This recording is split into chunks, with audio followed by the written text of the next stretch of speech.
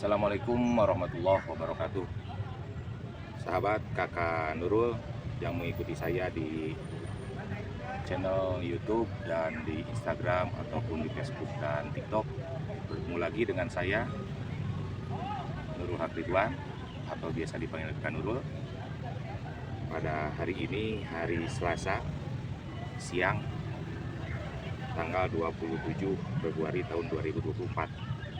Saya doakan semoga para sahabat semuanya berada di dalam keadaan sehat walafiat, dan juga semoga bagi yang sedang mencari rezeki dilapangkan rezekinya, dimudahkan dalam mencari rezekinya, serta dibarokahkan. Alhamdulillah hari ini saya sedang berada di daerah Padasuka, Cimahi Tengah. Jadi mohon maaf kepada teman-teman yang berada di Padasuka jika saya tidak sempat mampir, karena kebetulan saya ada perlu ke daerah sini dan saya tidak membawa peralatan apa-apa, tidak membawa clip on, tidak membawa laptop dan sebagainya, tapi langsung keingetan membuat konten. Jadi mohon maaf jika terdengar suaranya banyak noise karena tidak memakai clip on, dan mungkin pengeditannya juga nanti tidak keburu, jadi ala kadarnya saja. Jadi mohon maaf ya. Para sahabat sekalian, kali ini saya akan melanjutkan pembahasan terkait politik. Kita tidak akan membahas agama dulu ya, tapi akan membahas hal yang faktual dan aktual hari ini. Jadi saya membahas politik, melanjutkan konten saya sebelumnya, yakni terkait perolehan suara hasil pemilu 2024. Kalau konten sebelumnya kita membahas terkait perolehan suara untuk DPRD Kota Cimahi beserta prediksi partai mana saja yang akan menempatkan wakilnya di kursi DPRD Kota Cimahi per dapil, dari mulai dapil 1 sampai dapil 6. Nah, untuk konten kali ini saya akan membahas lanjutannya, yakni saya akan membahas perolehan suara realcon per saat ini yang saya ambil dari website resmi KPU. Kemudian juga prediksi partai mana saja yang menempatkan wakilnya di Gasibu, di gedung DPRD Provinsi Jawa Barat, serta partai mana saja yang lolos dan berhasil menempatkan wakilnya di Senayan untuk DPR RI. Tentu saja dapil Jawa Barat 1 yang mencakup wilayah Kota Cimahi dan Kota Bandung. Nah, bagi teman-teman yang belum menyaksikan konten saya sebelumnya terkait prediksi saya dengan memakai metode Santilagu perolehan suara untuk DPRD Kota Cimahi, kemudian saya komparasikan dengan memakai metode Santilagu untuk mengetahui siapa yang lolos ke DPRD Kota Cimahi. Silahkan kalian sahabat saksikan, tinggal mengklik di ujung kiri saya ini, tinggal diklik saja, saksikan supaya komprehensif sebelum ke DPRD membahas DPRD Kota Cimahi dulu, baru kita membahas DPRD Provinsi Jawa Barat dan Pusat. Nah, untuk lebih lanjut saksikan sampai selesai, jangan sampai dipotong-potong, jangan sampai hanya mengikuti dari awal saja, tapi harus disaksikan sampai selesai. Ini untuk menjaga salah paham atau gagal paham, itu ya. Jadi saksikan sampai selesai, dan juga jangan lupa yang belum subscribe channel YouTube saya atau mengikuti, follow Instagram dan Facebook serta TikTok saya Kakak Nurul. Selamat menyaksikan.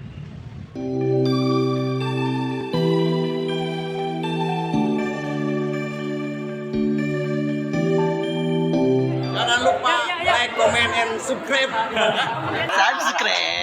Sahabat sekalian, kita akan melanjutkan pembahasan terkait perolehan suara DPRD Provinsi Jawa Barat dan DPR RI dari dapil Jawa Barat 1. Nah, perlu diketahui bahwa sebagaimana yang dijelaskan sebelumnya, untuk memperoleh kursi di DPR RI itu ada 3 tahapan, dan setiap parpol harus melewati ketiga tahapan itu. Yang pertama yakni parliamentary threshold atau ambang batas. Nah, disepakati di dalam Undang-Undang Nomor 7 Tahun 2017 bahwa ambang batas untuk parliamentary threshold partai politik yang bisa menempatkan wakilnya di DPR RI yaitu 4%. Sehingga jika kurang dari 4%, maka suara partai tersebut bisa dikatakan tidak terpakai dalam artian mubazir. Namun tentu saja untuk alokasi kursi tidak mubazir. Seperti halnya Kota Bandung dan Cimahi atau Jawa Barat 1 itu mempunyai alokasi kursi sebanyak 7 kursi. Sehingga 7 kursi itu akan dibagi habis di dapil ini. Akan tetapi tentu saja partai mana yang lolos itu harus mengikuti 3 tahap ini. Yang pertama tadi parliamentary threshold.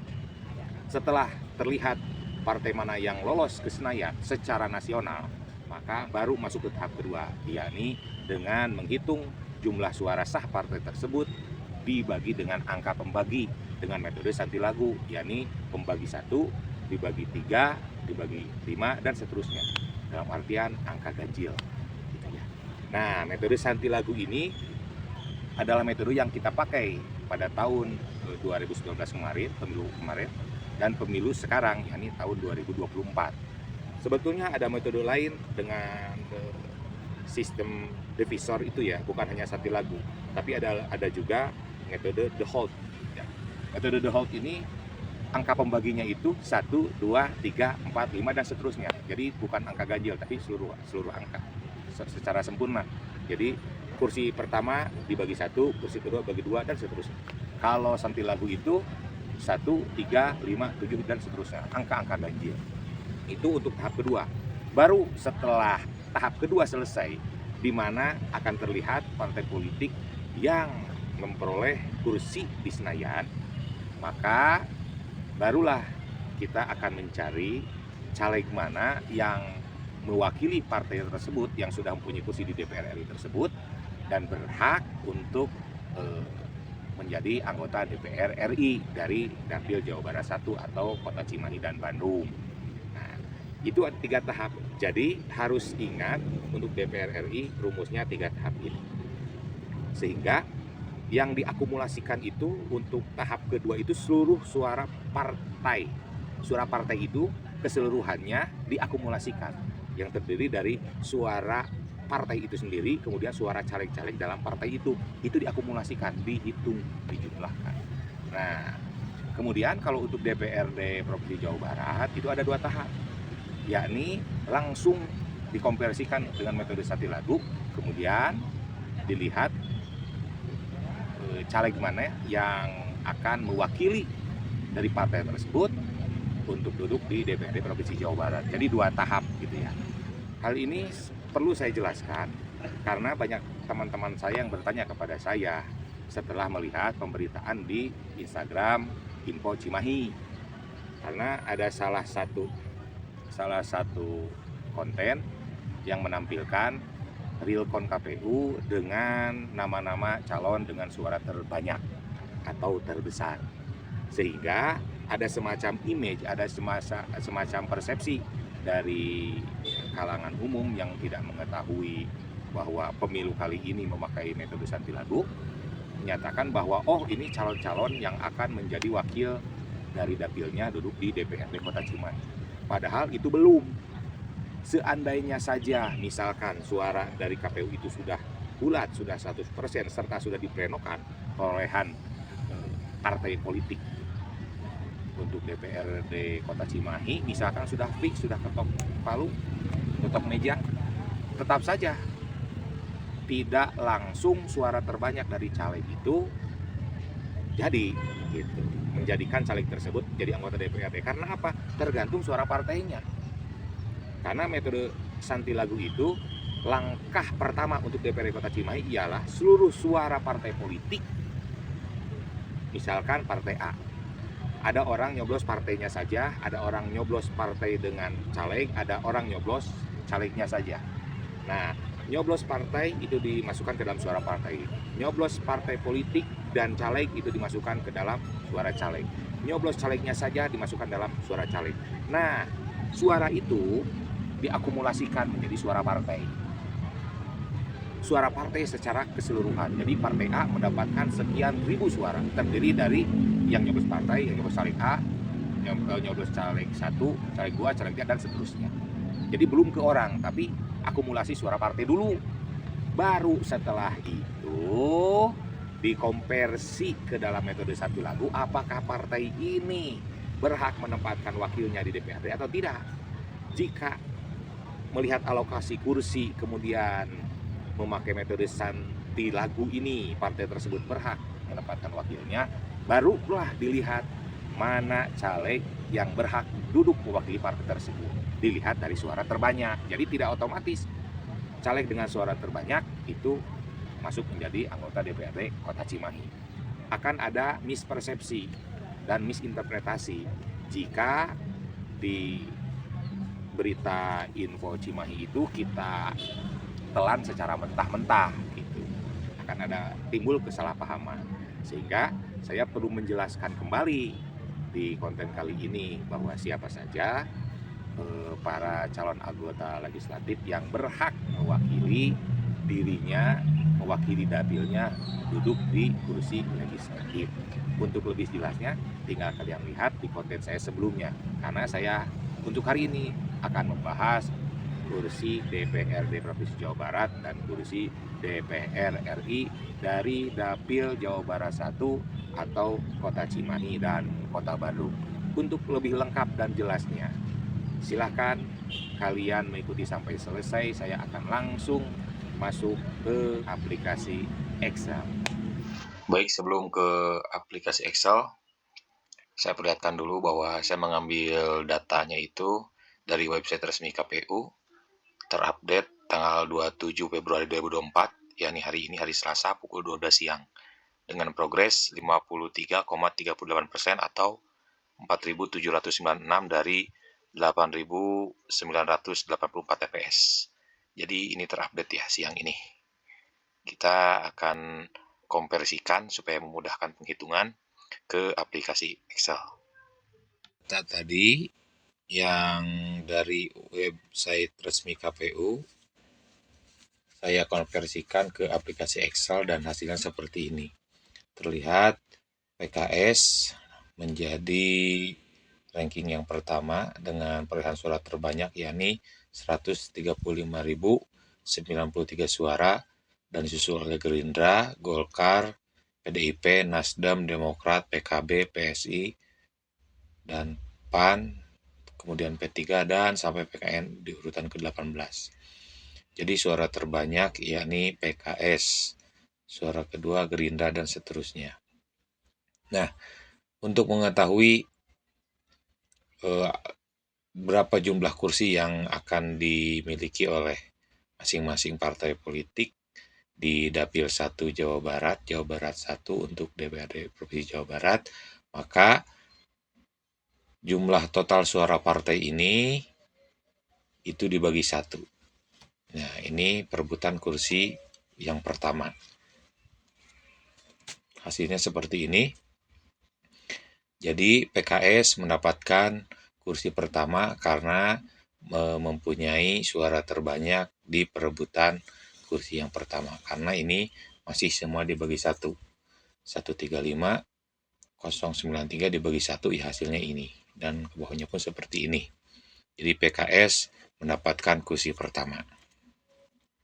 Kemudian setelah itu, di perebutan kursi kedua, PKS karena sudah dapat kursi, maka di perebutan kursi kedua ini tidak dibagi 1 lagi, tapi dibagi 3. Dan partai yang lain tetap dibagi 1. Nah, seperti ini. Jadi 135.093 dibagi 3, yakni 45.031 suara. Dan Gerindra tetap dibagi 1, Golkar dibagi 1, PDIP sampai ke bawah semuanya karena belum dapat kursi tetap dibagi 1. Hasilnya seperti ini. Dari kolom ini Gerindra mendapatkan suara terbanyak dengan 75.470 suara, mengalahkan partai yang lain di kolom perebutan kursi kedua. Jadi kursi kedua dimiliki oleh Gerindra. Gitu gitu ya. Kemudian lanjut ke kursi yang ketiga, seperti halnya kursi-kursi sebelumnya, maka yang sudah dapat kursi, yakni PKS dan Gerindra, hitungannya itu jumlah total suara dibagi 3, karena sudah dapat kursi. Sama Gerindra juga. Nah, Golkar ke bawah itu tetap dibagi 1. Hasilnya seperti ini, yakni Golkar mendapatkan suara terbanyak di kolom perebutan kursi ketiga, yakni sebesar 72.092 suara. Maka kursi ketiga milik Golkar. Kemudian kursi keempat sama. Jadi PKS, Gerindra, Golkar itu total suaranya dibagi 3, PDIP ke bawah dibagi 1. Dan terlihat di kolom ini, di kolom perebutan kursi keempat, PDIP mendapatkan suara terbanyak sehingga PDIP mempunyai jatah di kursi keempat. Dan kursi kelima pun demikian, akhirnya dimenangkan oleh Nasdem dengan suara terbanyak 41.282 suara. Jadi kursi kelima milik Nasdem. Kita lihat kursi keenam. Nah, ada yang menarik, kursi keenam kembali menjadi milik PKS. Karena setelah PKS, Gerindra, Golkar, PDIP, dan Nasdem, total suaranya ini dibagi 3, maka hasilnya seperti ini. Nah, ini hasilnya. Kemudian, dari Demokrat ke bawah, dari sini ke bawah, itu dibagi 1 tetap. Nah, sehingga setelah dilihat di kolom perebutan kursi ke-6, di kolom ini yang paling tinggi suaranya adalah PKS lagi. Padahal PKS sudah dibagi 3 suaranya. Gitu, total suara dibagi 3. Tetap memenangkan. Sehingga kursi ke-6 kembali milik PKS. Jadi PKS 2 kursi untuk sementara ini. Kemudian untuk kursi ke-7, karena PKS sudah mendapatkan 2 kursi, maka tidak lagi dibagi 3. Total suara ini tidak 135093 ini tidak dibagi 3 lagi, tapi sudah dibagi 5 karena sudah dapat 2 kursi. Dan partai yang lain yang baru dapat 1 kursi itu dibagi 3, sedangkan partai yang belum mendapat sama sekali kursi itu tetap dibagi 1. Hasilnya seperti ini, yakni Demokrat memenangkan kursi ke-7 dengan perolehan suara sebesar 39.603. Ini baru sementara saja ya, karena progresnya itu baru 53,38% jumlah suara yang masuk ke KPU-nya itu. Jadi belum 100%, sehingga masih kemungkinan berubah semuanya ini. Nah, kemudian lanjut untuk perebutan kursi ke-8. Kursi ke-8 sama seperti sebelumnya. PKS ini total suaranya dibagi 5. Nah, Gerindra sampai Demokrat itu total suaranya ini dibagi 3 karena sudah dapat kursi. Yang lain dari PKB ke bawah itu tetap dibagi 1 karena belum dapat kursi. Hasilnya seperti ini. PKB mendapatkan suara terbanyak di kolom ini, sehingga kursi ke-8 adalah milik PKB. Nah, ini tahap kedua dengan metode sistem Santilagu ya. Nah, kemudian pada tahap ketiga untuk mengetahui siapa yang berhak menduduki kursi-kursi anggota DPRD dari Dapil 1 ini, karena kan alokasi kursinya 8. Jadi 8 ini sudah ada yang punya nih partainya. Tinggal calonnya siapa. Maka kursi pertama ialah diduduki oleh caleg dengan peringkat teratas dari partai PKS. Maka kita lihat siapa beliau. Nah, di sini bisa kita lihat, yakni Ibu Hajah Siti Muntamah dengan nomor urut 1 dengan perolehan suara sebesar 42.428 suara. Kemudian Gerindra, ini siapa caleg yang berhak untuk menduduki kursi ini? Maka suara terbanyak dari Gerindra, yakni nomor urut 1 Dr. Buki Wibawa dengan perolehan suara sebesar 19.663 suara. Kemudian yang dari Golkar, yang kursi ketiga ini ialah diduduki oleh Nomor urut 1 juga Insinyur M.Ki Iswara dengan perolehan suara 15.862 suara. Sementara kursi keempat PDIP itu diduduki oleh nomor urut 2 Rafael Situmorang SH dengan perolehan suara 9.827 suara. Nah, Pak Rafael ini menduduki suara terbanyak di partainya. Total partainya itu mendapatkan suara 53.352 suara. Akan tetapi dari seluruh caleg, beliau adalah yang paling tinggi untuk sementara ini. Sehingga untuk sementara ini beliau masih menjadi calon kuat untuk menduduki anggota DPRD melalui PDIP ya. Kemudian kursi yang kelima Nasdem. Siapakah dia? Kita lihat. Nasdem yang nomor urut 1 Bapak Mamat Rahmat MSI dengan perolehan suara 12.033 suara. Itu beliau suara terbanyak di partainya. Kemudian lanjut ke kursi yang keenam. Nah, ini kursi PKS lagi. Berarti tadi nomor urut 1 dengan perolehan suara 42.428 suara, ini suara terbanyak di Partai PKS, berarti suara terbanyak urutan kedua di Partai PKS berhak menduduki kursi ke-6. Siapakah? Yakni nomor urut 3 Bapak Haji Teddy Rusmawan dengan nilai atau dengan mendapatkan suara 15.198 suara. Kemudian kursi yang ke-7 yakni Partai Demokrat. Partai Demokrat siapa yang paling besar? Suaranya yakni Bapak Haji Sugianto dengan nomor urut 1 mendapatkan suara 10.404 suara untuk sementara ini. Dan kursi yang terakhir yakni kursi yang ke-8 ini tadi sudah milik PKB karena yang paling besar. Lalu siapakah caleg yang menempati kursi tersebut? Kita lihat yakni nomor urut 1 Bapak Acep Jamaluddin Eshum dengan perolehan suara 17.920 suara. Jadi 8 kursi ini sudah dibagi habis di dapil, yakni di dapil Jabar 1, Kota Bandung, dan Kota Cimahi. Sehingga partai yang lain yang dari PSI ke bawah tidak mendapatkan kursi karena alokasinya cuma 8 kursi. Dengan ringkasan PKS mendapatkan 2 kursi, Gerindra 1 kursi, Golkar 1 kursi, PDIP 1 kursi, Nasdem 1 kursi, Demokrat 1 kursi, PKB 1 kursi. Nah, sekali lagi ini hanya baru sementara karena data yang sudah masuk ke website KPU baru 53,38% dengan proses uploadnya itu tanggal 27 Februari, yakni hari ini, hari Selasa pukul 12 siang tadi. Gitu. Nah, itu untuk DPRD Provinsi Jawa Barat.